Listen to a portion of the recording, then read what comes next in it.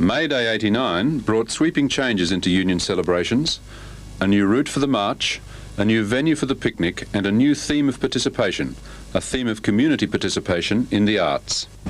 Art and working life projects are no less important to the culture and artistic pursuits of this country than its art galleries, its opera and ballet companies, and its cultural centres.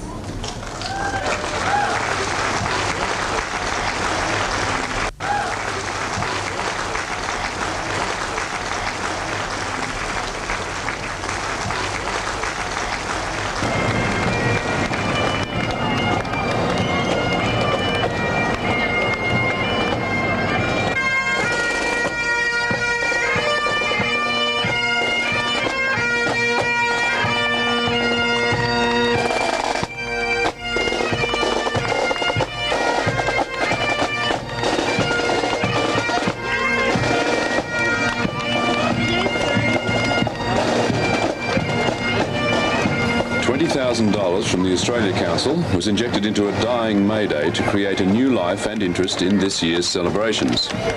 Predominantly local artists were employed to produce new banners and other forms of artistic expression.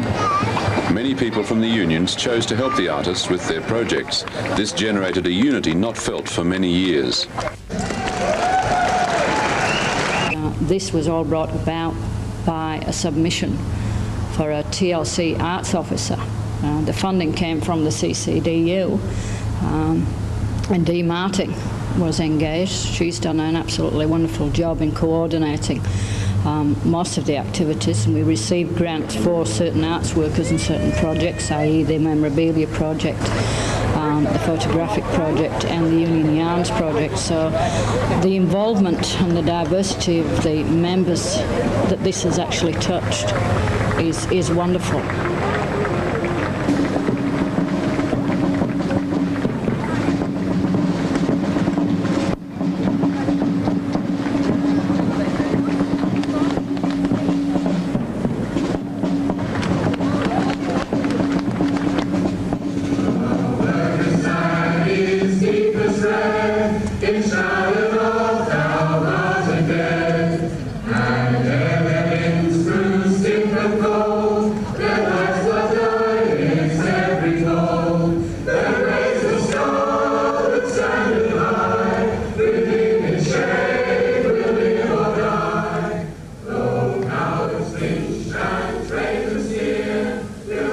Because 1989 was the centenary of the Meat Workers Union and the Teachers Union, they had pride of place at the head of the parade.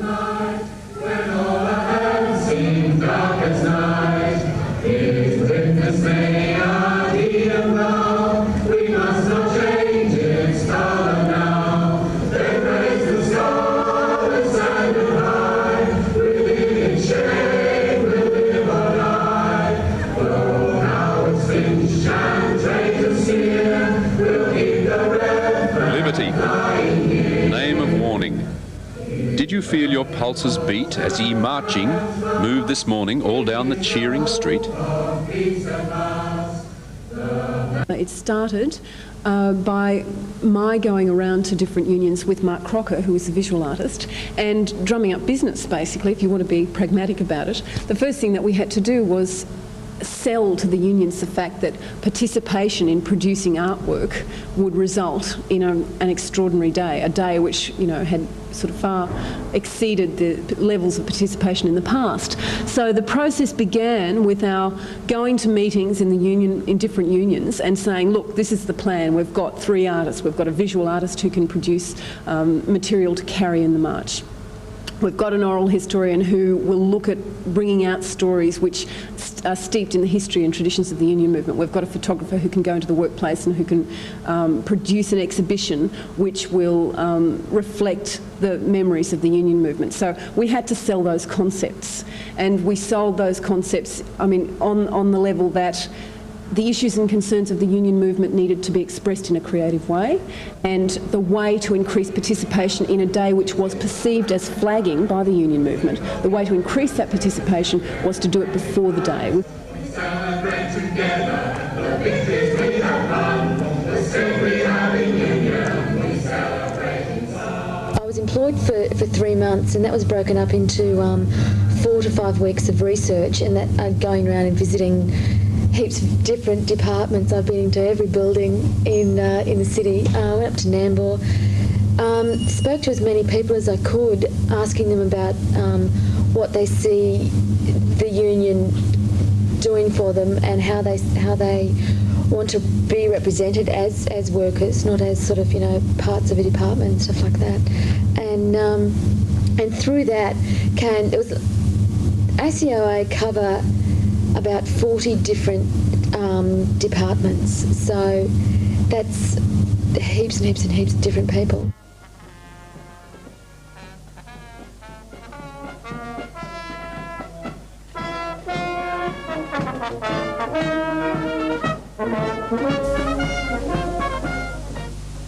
Mostly I'm trying to get images that the people in the profession can relate to, very much nuts and bolts type imagery. Now I collect those snapshots and I take them home and I work out which ones that I want to deal with, and from there I take them to a laser photocopier, and I've got a bit of a repertoire of processes I've got for editing those images, doing colour transformations on them, image segments and so forth. And I'm at the stage now of where I've collected that series of laser copy prints, and I'm at the stage of actually collating them into the image that will appear on the banner. The whole process right through is a photomechanical process.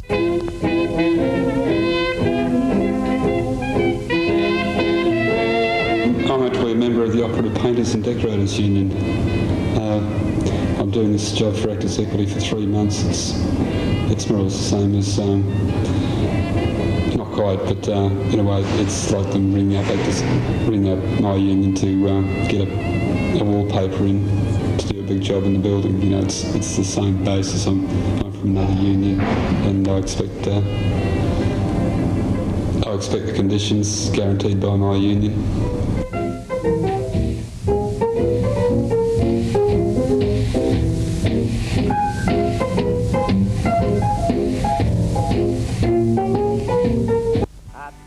There is a strike that the company don't like.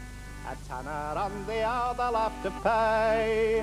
Like slaves they'd have us work far more than any Turk, and make us sweat our lives out every day. Strike, boys, strike for better wages. Strike, boys, strike for better pay. Go on fighting at the docks, stick it out like fighting cocks. Go on fighting till the bosses they give way. Every morning there are flocks for employment at the docks, hard-working men who scarce can get a meal. With wives and children dear, it would make you shed a tear if you only knew the hardships that they feel. Strike, boys, strike for better wages. Strike, boys, strike for better pay. Go on fighting at the docks, stick it out. The Art and Working Life projects, and therefore the Mayday Arts Program, are part of the attempt to broaden cultural life in Australia and make the arts more accessible to all Australians. The activities draw themes and subject matter from issues and concerns which affect workers across Australia.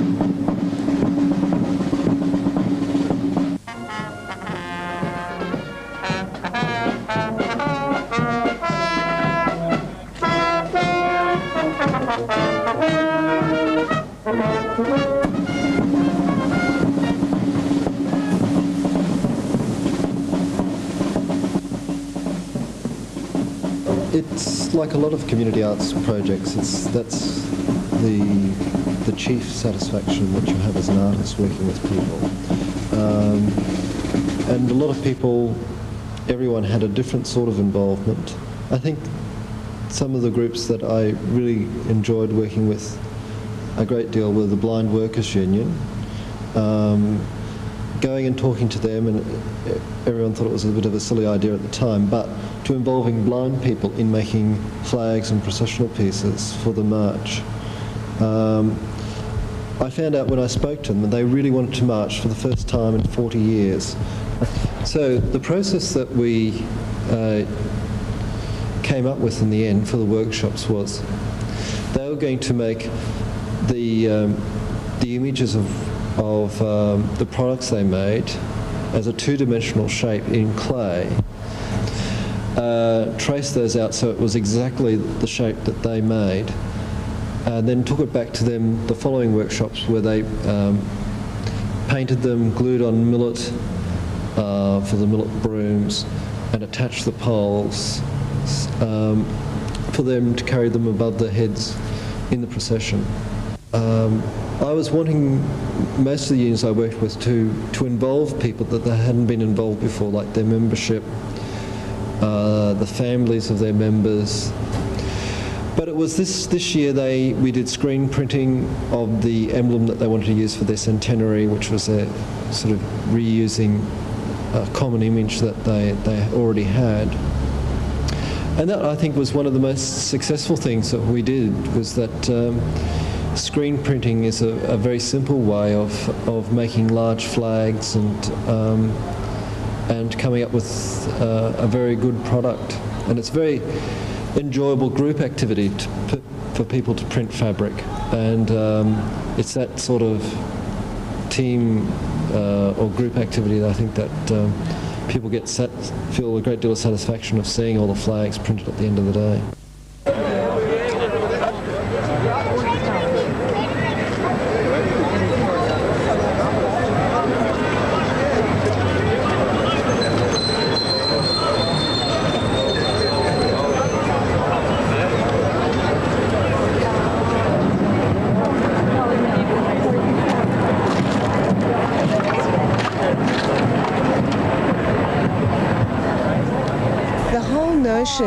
Of community arts and a project like this is to get it out of the galleries and the really sort of traditional institutions of art that perhaps some people don't feel comfortable about going into, because most of those institutions really don't make people very welcome, you know, quite often. And it's all about bringing art to the people, giving people a voice. Now, I think, you know, we're representing the workers, the working class, and they've got things to say, and they're very important things to say. And we can give them a voice by doing this, and they're paying the taxes and they're paying for it, and it's for them. It's basically just bringing it out, you know, giving it to everyone, not just keeping it to the institutions and the people that have been trained in fine art. And stretched out on a long white table, so sweet, so cold, so fair. Let her go, God bless her. Wherever she may be, she can look. And I use Kodak T-Max film, mainly 400 ASA, because of the lighting situations and because I don't really like artificial light. And I much prefer natural light.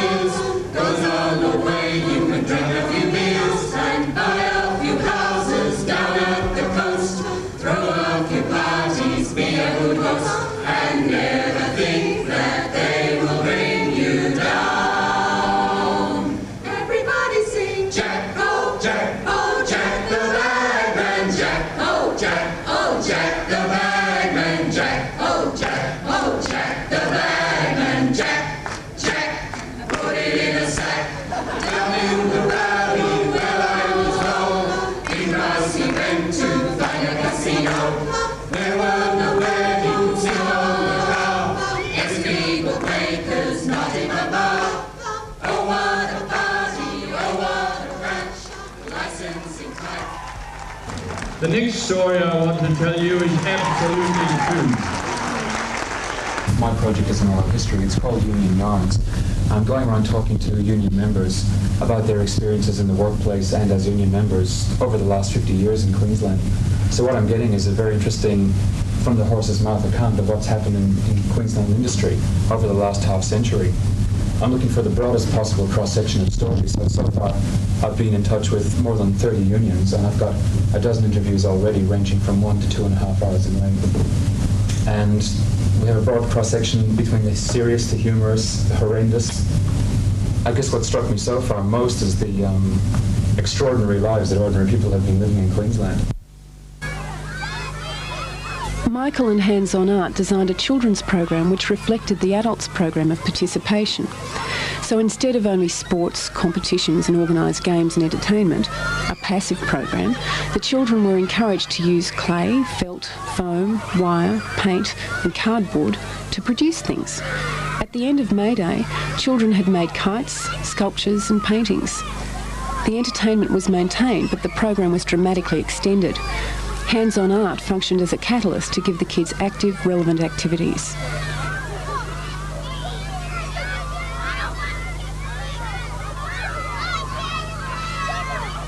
What do you think Mayday parades are all about? Well, they're for people that work and they have a time to relax, and people just parade and show that they're part of Australia.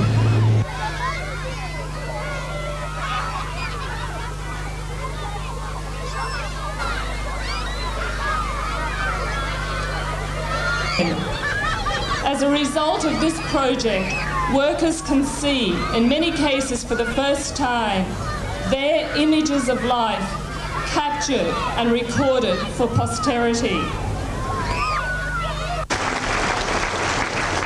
I would now like to introduce to you and pay tribute to some of the artists who worked so hard and contributed their talents, their time, energy and enthusiasm to Mayday Arts.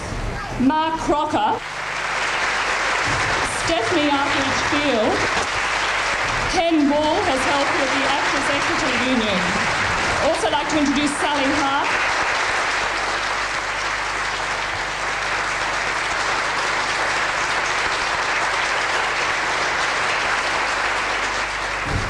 Gaynor Cardew has worked with the Municipal Officers Association and the State Service Union. Queensland writer Kieran Ridge, Zsoldos is the photographer, Libby Sara is the musical director at the time, and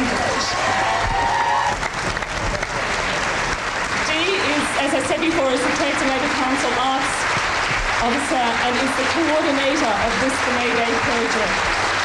Dee has been a catalyst and a source of inspiration, ideas, energy and commitment to all who've been involved with this project. Artists, workers, union officials and media who've been reporting on the project.